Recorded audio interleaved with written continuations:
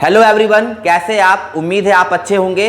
तो आज मैं क्लास 12 का एक बहुत ही इंपॉर्टेंट चैप्टर स्टार्ट करने जा रहा हूं जिसका नाम है sexual reproduction in flowering plants. Okay, और सबसे ज़रूरी बात यहाँ पर हम लोग NCERT के अकॉर्डिंग पढ़ेंगे, ठीक है।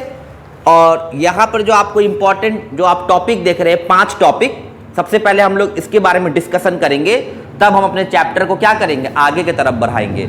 तो डियर स्टूडेंट, जहाँ तक हमें पता है रिप्रोडक्शन के बारे में, आपने प्रीवियस क्लास में पढ़ा होगा इसके डिफिनेशन के बारे में कि रिप्रोडक्शन एक ऐसा बायोलॉजिकल प्रोसेस है जिसमें लिविंग ऑर्गेनिज्म अपने ही जैसे ऑर्गेनिज्म का फॉर्मेशन करता है। जैसे एक बिल्ली जब रिप्रोडक्शन करेगी तो वो बिल्ली का ही फॉर्मेशन करेगी, बिल्ली ही पैदा होगा, ठीक है ना। मैंगो के सीड से मैंगो का ही प्लांट फॉर्म होता है।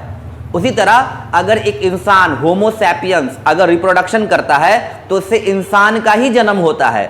मतलब कि reproduction is a biological process in which living organism produces their own kind which is similar to itself. Reproduction एक ऐसा बायोलॉजिकल प्रोसेस है जिसमें लिविंग ऑर्गेनिज्म अपने ही जैसे ऑर्गेनिज्म का फॉर्मेशन करता है जो कि उसी के तरह होता है। तो इतना तो डिफिनेशन रिप्रोडक्शन के बारे में हमें पता है। ये भी पता है एसेक्सुअल रिप्रोडक्शन और सेक्सुअल रिप्रोडक्शन, रिप्रोडक्शन के 2 टाइप होते हैं। इसी में से आज हम लोग पढ़ेंगे sexual reproduction in flowering plants, ठीक है। तो देखो, चैप्टर तो हमने स्टार्ट कर दिया। अब यहाँ पर हम लोग जानेंगे कि NCERT बुक में कुल 5 टॉपिक है जिसे हमें यहाँ पर डिस्कस करना है। तो बारी बारी से आपको यहाँ पर स्क्रीन पर आ रहा होगा, आप यहाँ पर देख सकते हैं। तो इसमें से जो पहला टॉपिक है इसका नाम है flower, a fascinating organ of angiosperm. दूसरे टॉपिक का नाम क्या है? Pre fertilization, structure and event. तीसरे टॉपिक का नाम क्या है? Double fertilisation. चौथे टॉपिक का नाम क्या है? Post fertilization, structure and event. और जो सबसे 5वां टॉपिक है इसका नाम है एपोमिक्सिस एंड पॉलीएम्ब्रियोनी। तो डियर स्टूडेंट, आइए इन 5 टॉपिक के बारे में ब्रीफ में हम लोग बारी बारी से समझते हैं कि सबका मतलब क्या होगा। तभी हम ये लोग ये चैप्टर को ना sexual reproduction in flowering plant अच्छे से पढ़ पाएंगे। अन्यथा क्या होगा कि जब तक हम किसी भी चीज़ का इंट्रोडक्शन नहीं ले तो हमें आगे की कहानी नहीं पता चलेगी। तो बहुत ज़रूरी है हमें ये जानना कि ये 5 टॉपिक क्या कह रहा है हमें, ठीक है। देखिए, पहले टॉपिक का नाम क्या है? तो पहले टॉपिक का नाम है flower, a fascinating organ of angiosperm. तो इस बात को समझिए। सबसे पहले इस टॉपिक में हम लोग फ्लावर के बारे में पढ़ेंगे, फूल के बारे में पढ़ेंगे, जानेंगे कि फ्लावर क्या होता है। तो राइटर ने ना ये फ्लावर को क्या कहा है? Fascinating organ. अब ये जो वर्ड है फैसिनेटिंग, इस फैसिनेटिंग का मतलब क्या होता है? तो फैसिनेटिंग का मतलब होता है अद्भुत, मतलब खास, मतलब आकर्षित, मतलब मोहिनी, मतलब मोह लेने वाला। एक पौधे के लिए जो फूल होता है वो बहुत ज़्यादा अट्रैक्टिव होता है। एक एग्जाम्पल के तौर पे समझे तो अगर आप गुलाब का पौधा देखते हैं, रोज का प्लांट, तो उसमें हमें सबसे आकर्षित क्या लगता है? गुलाब का फूल। चमेली का भी सबसे अट्रैक्टिव क्या लगता है? उसका फूल। मैरीगोल्ड, गेंदा, उसका भी सबसे ज्यादा अट्रैक्टिव क्या लगता है? उसका फूल। एक मामूली सा बैगन का ही पेड़ देख लो, ब्रिंजल का, तो बैगन का भी जो फूल होता है वो अट्रैक्टिव होता है, मोह लेता है आदमी को, ठीक है। तो कोई भी जो फ्लावर होगा किसी भी पौधे के लिए वो उसका फैसिनेटिंग ऑर्गन है, मतलब वो हमें मोह लेगा। और वैसे भी एक बात हम आपको बताना चाहते हैं कि पौधे के लिए फ्लावर उसका रिप्रोडक्टिव ऑर्गन होता है, और रिप्रोडक्टिव ऑर्गन हमेशा फैसिनेटिंग ही होता है, मोहने वाला होता है। छोटा सा एग्जाम्पल जो कि मैं हमेशा कहता हूँ, सोच के देखिए कि कोई इंसान बहुत ही ज़्यादा खूबसूरत है, बहुत हद से ज़्यादा खूबसूरत है, लेकिन अगर उसका रिप्रोडक्टिव ऑर्गन फुल्ली डेवलप्ड नहीं है तो क्या आप उससे प्यार कर पाइएगा? आप उससे चाह के भी प्यार नहीं कर पाइएगा, क्योंकि जो रिप्रोडक्टिव ऑर्गन होते हैं ना वो फैसिनेटिंग होते हैं, वो मोहने वाले होते हैं, अट्रैक्टिव होते हैं। वही हाल यहाँ पे एक पौधे के साथ है। तो ऊपर वाले ने फ्लावर को पौधे के लिए फैसिनेटिंग ऑर्गन बनाया है, मोहने वाला ऑर्गन, ठीक है। एंजियोस्पर्म का मतलब क्या होता है? तो एंजियोस्पर्म का मतलब होता है फ्लावरिंग प्लांट। जिस किसी भी पौधे में फूल आए उसे हम एंजियोस्पर्म कहते हैं, ठीक है।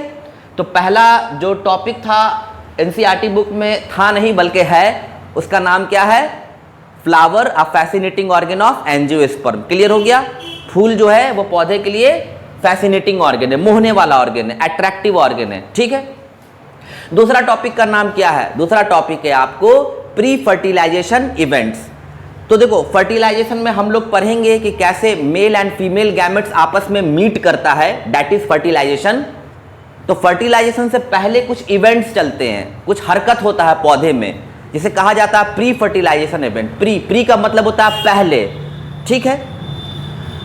और यहां पर हम लोग कुछ इवेंट्स पढ़ेंगे और कुछ स्ट्रक्चर के बारे में जानेंगे।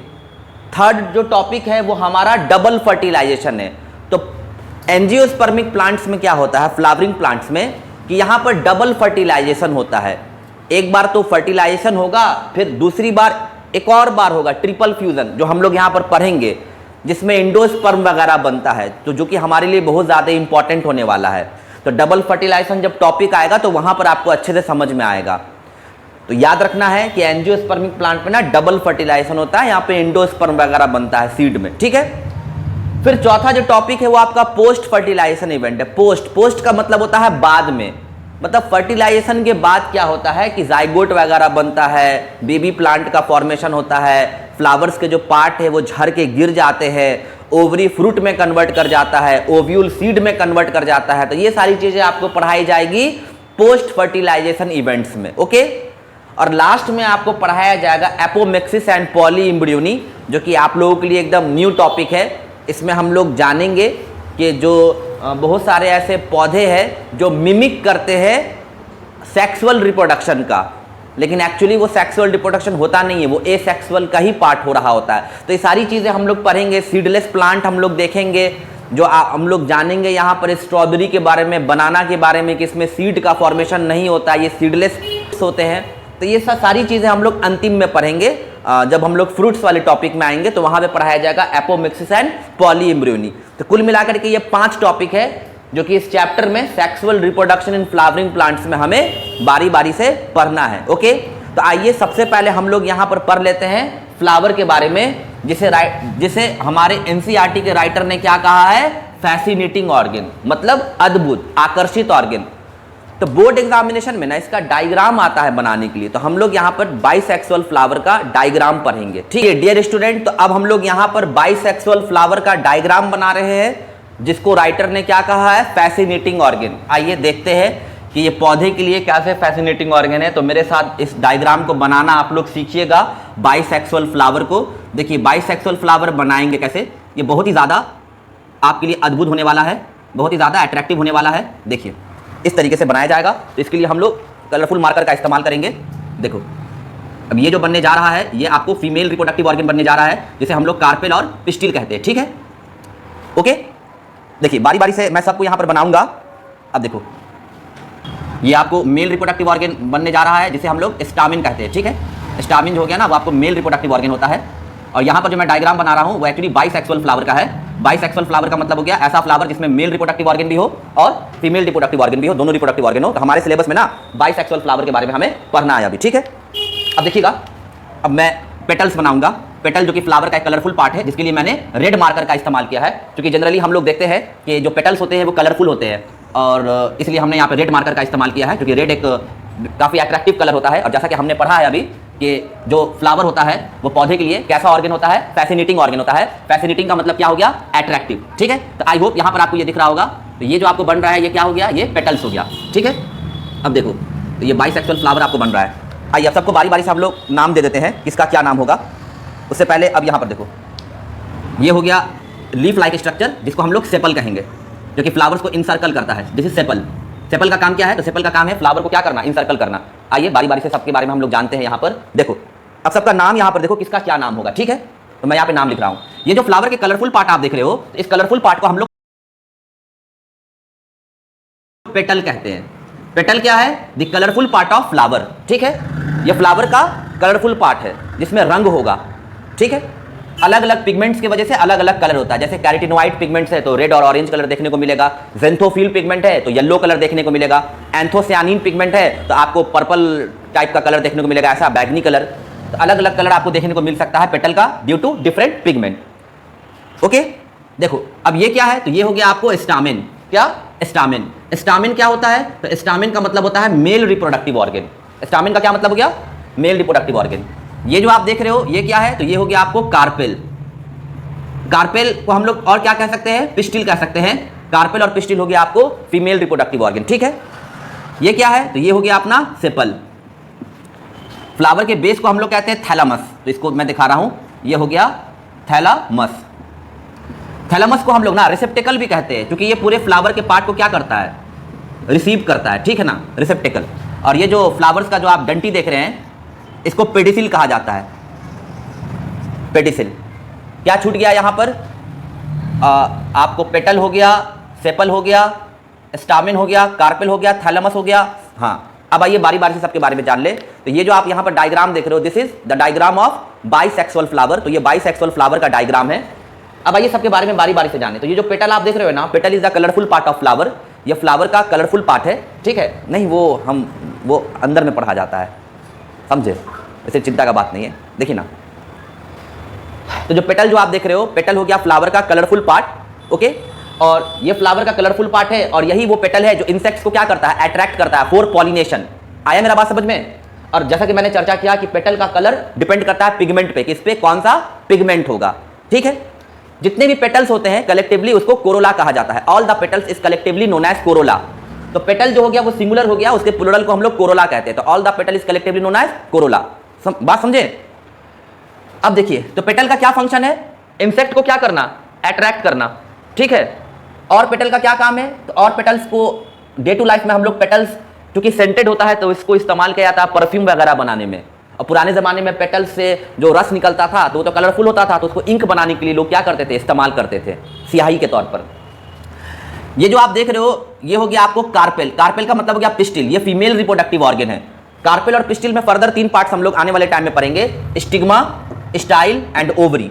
ठीक है, फ्लावर का जो बेस होता है ना, जो फ्लावर के सभी पार्ट्स को क्या किए रहता है? होल्ड किए रहता है। तो फ्लावर का बेस जो फ्लावर के सभी पार्ट्स को होल्ड किए हुआ है, उसे हम लोग थैलामस कहते हैं और रिसेप्टिकल कहते हैं, क्योंकि ये फ्लावर के सभी पार्ट को रिसीव किए हुआ है ना।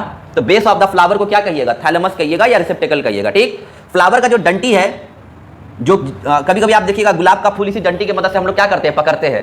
इस डंटी को कहते हैं पेडिसिल। पेडिसिल का मतलब टहनी हो गया, जिसकी मदद से फूल को पकड़ा जाए। तो फ्लावर के बेस को थैलामस कहें, रिसेप्टिकल भी कहा जाता है। उसके बाद क्या होता है? फ्लावर के नीचे में एक लीफ लाइक स्ट्रक्चर होता है, जिसे हम सेपल कहते हैं, जो कि ग्रीन कलर का होता है। लीफ लाइक स्ट्रक्चर सेपल एक है तो सेपल कहेंगे, और सेपल के प्लूरल को, मतलब बहुत सारे सेपल को कैलिक्स कहा जाता है। क्या कहा जाता है? कैलिक्स। तो all the sepal is collectively known as calyx. अब कैलिक्स का क्या फंक्शन होता है? तो जब फ्लावर बर्ड स्टेज में होता है ना, कली के रूप में, तो जो सेपल है कैलिक्स, ये फ्लावर को प्रोटेक्ट करता है। और चूंकि सेपल आपको ग्रीन कलर का है, इसलिए सेपल फोटोसिंथेसिस करने में भी क्या करेगा? मदद करेगा पौधे को। ठीक है, तो जितना भी सेपल है कलेक्टिवली उसको क्या कहा जाएगा? कैलिक्स कहा जाएगा। और याद रखना है कि फ्लावर को बर्ड स्टेज में सेपल ही क्या करता है? प्रोटेक्ट कर रहा होता है। ठीक, ये जो आप देख रहे हो ब्लैक कलर का मेरे डायग्राम में, इसको स्टामिन कहते हैं। स्टामिन का मतलब हो गया मेल रिप्रोडक्टिव ऑर्गन। ठीक है, इसमें भी हम लोग 3 पार्ट पढ़ेंगे, एंथर पढ़ेंगे, कनेक्टिव पढ़ेंगे और फिलामेंट पढ़ेंगे। इस एंथर में पॉलिन ग्रेन का फॉर्मेशन होता है, उसके अंदर मेल गैमेट पाया जाता है। ठीक, तो आई होप ये सारी बातें आपको समझ में आई। तो ये जो डायग्राम आप देख रहे हो ये हो गया हमारा बाइसेक्सुअल फ्लावर का डायग्राम। तो क्यों ये बाइसेक्सुअल है? क्योंकि इसमें मेल रिप्रोडक्टिव ऑर्गन भी है और फीमेल रिप्रोडक्टिव ऑर्गन भी है। ध्यान रहे, हमारे सिलेबस में जो डायग्राम आएगा बोर्ड एग्जामिनेशन में बनाने के लिए क्लास 12th में, वो बाइसेक्सुअल फ्लावर का डायग्राम आएगा बनाने के लिए। ठीक है, कोशिश करना एनसीईआरटी बुक का हम लोग प्रैक्टिस करें। तो बाइसेक्सुअल फ्लावर में जो कलरफुल पार्ट होगा उसको पेटल कहेंगे। सभी पेटल को कलेक्टिवली कोरोला कहा जाता है। पेटल कलरफुल होता है, सेंटेड होता है। ठीक है, दूसरी बात हमने आपको क्या कहा कि पेटल का काम होता है इंसेक्ट्स को क्या करना? अट्रैक्ट करना। किस चीज के लिए? पॉलिनेशन के लिए। नेक्टर भी उसी में पाया जाता है, कलर के लिए और स्मेल, खुशबू के लिए वो जिम्मेदार होता है, रिस्पॉन्सिबल होता है। ये जो नीचे में फ्लावर का जो लीफ लाइक स्ट्रक्चर है, इसको सेपल कहते हैं। जितना भी सेपल है, एक है तो सेपल है, बहुत सारे को कैलिक्स कहा जाएगा। All the sepal is collectively known as calyx. Sepal का प्लूरल होता है कैलिक्स। एक है तो सेपल, बहुत सारा है तो कैलिक्स। सेपल का क्या काम है? क्योंकि ये ग्रीन कलर का है इसलिए ये फोटोसिंथेसिस करेगा। फ्लावर जब बर्ड स्टेज में होता है तो सेपल उसको प्रोटेक्ट कर रहा होता है। ठीक है, आ गया बात समझ में? फ्लावर के बेस को थैलामस कहते हैं और रिसेप्टिकल कहते हैं, क्योंकि ये फ्लावर के सभी पार्ट्स को क्या करता है? होल्ड करके रखता है। इसके डंटी को क्या कहते हैं? पेडिसिल कहते हैं। इसी डंटी की मदद से फूल को पकड़ा जाता है हम इंसानों द्वारा। और ये फ्लावर का फीमेल रिप्रोडक्टिव ऑर्गन कार्पेन और पिस्टिल कहलाता है। इसके 3 पार्ट्स होते हैं जो आगे पढ़ा जाएगा, स्टिग्मा, स्टाइल एंड ओवरी।